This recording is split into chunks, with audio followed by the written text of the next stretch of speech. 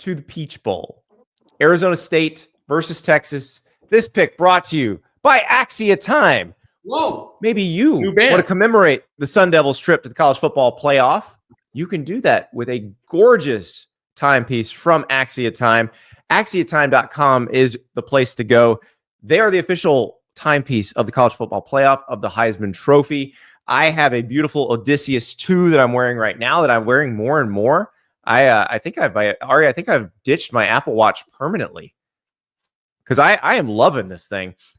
Get compliments everywhere I go. And also, it's kind of unwired me.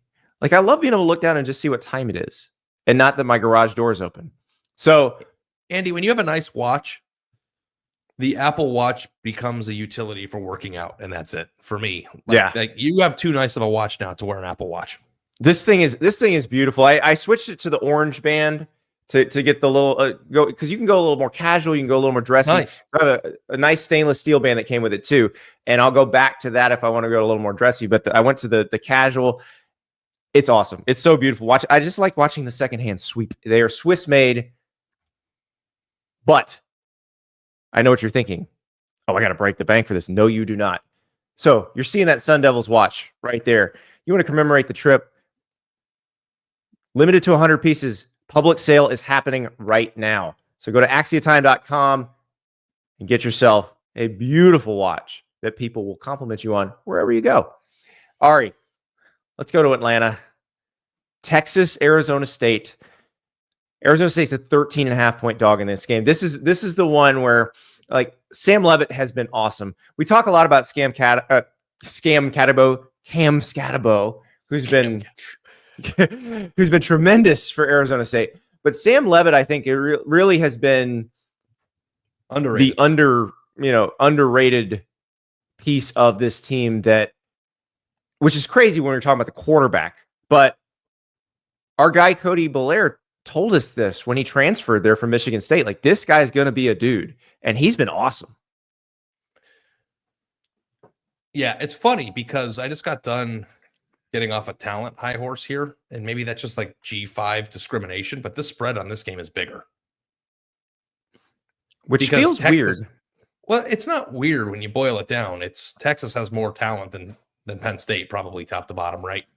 And Arizona State has been pieced together in large part through the portal, and it's hard to analyze how talented that they are from that aspect. So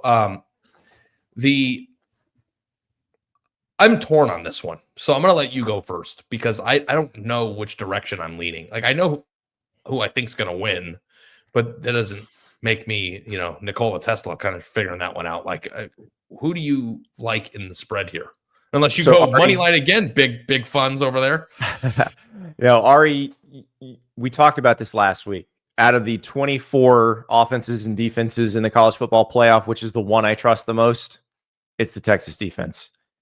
That has not changed. I think the Clemson offense they just played is probably more talented than the Arizona State offense they're going to play. I think the Arizona State defense... Because I don't know that you could make the case that it's better than Arizona State's offense. I wouldn't go that far. I don't know that's any better. I think they're probably about the same. But I think Arizona State's defense is probably also about the same as Clemson's defense. And you saw it. Like, Texas just had to run against Clemson's defense. They didn't really have to do anything else. And remember, they lost 2 offensive linemen and a tailback in the second quarter and still just mashed them for 2 quarters. Like, they're going to get, I believe they're going to get 2 of those guys back. I think Wisner and Majors, I believe, are going to be back. I don't know about Cam Williams. But so I think Texas's defense is what it is. It's, again, the most trustworthy unit in the playoff. So they're going to keep Arizona State below its normal output offensively. And I just think Texas has too many weapons. I'm taking Texas to cover here. Yeah, I think I'm with you on that.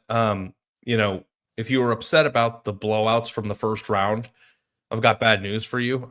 Very similar matchups to the first round are existing in the second round. Like, it's not over. Yeah. Well, you know what I mean? So people in the chat complaining about the number 4 seeds, a 2-touchdown underdog. It's because they deliberately misseeded the tournament. Like, they designed it this way. They're going to undesign that. They're going to have to because it's dumb. It shouldn't be like this. This should not have happened. Like Texas and Penn State should not have gotten easier paths for losing their conference championship games. So this is something they can fix for next year, according to the people I've talked to. They should fix it. And just you just seed it straight. You don't say that conference champions have to be the top 4 seeds. It's very simple. Yep. It's fixable. This game should not be happening this way. That's all there is to it. Yep. So, and also too, if Arizona State would have played a first round game, that probably would have fixed the blowout problem in the first round too. Like if you got like an Arizona State SMU type game, it would have been a more competitive game. But then again, that boils my blood because it's like this is the playoff, and we're supposed to be crowning Arizona State. If you'd seeded it straight, Arizona State would have gone to Columbus. They would have played Ohio State in Columbus. Oh, so there probably would have been a blowout there. But Tennessee SMU would have been a hell of a game. Yeah, maybe, or that might have been a blowout too. I don't know. Who knows? I'm with you. This is it's simple. If Texas can stop Cam Skattebo, then they're going to win by 100. Yeah, and that's the frustrating part is we don't want to see that at this level of the playoff. Like we want that to be done in the first round. So, and I hope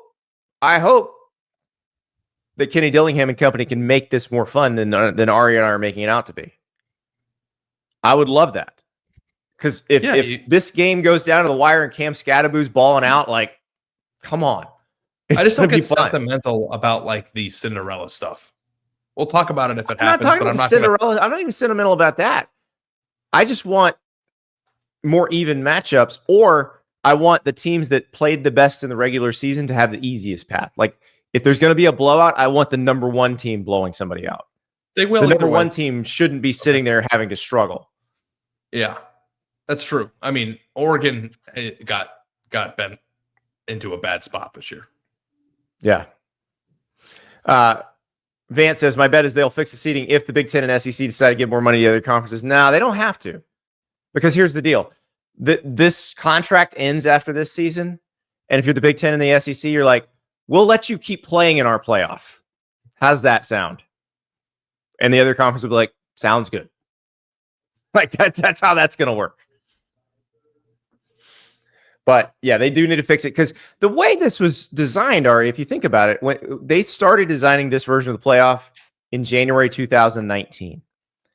Back then, there was still a Pac-12. Texas and Oklahoma were still in the SEC.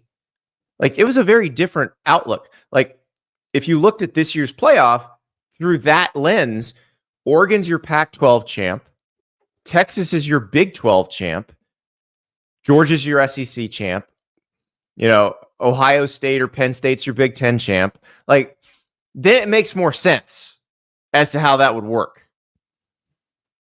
But that's not how it works anymore. And so they have to change it for the world that exists now.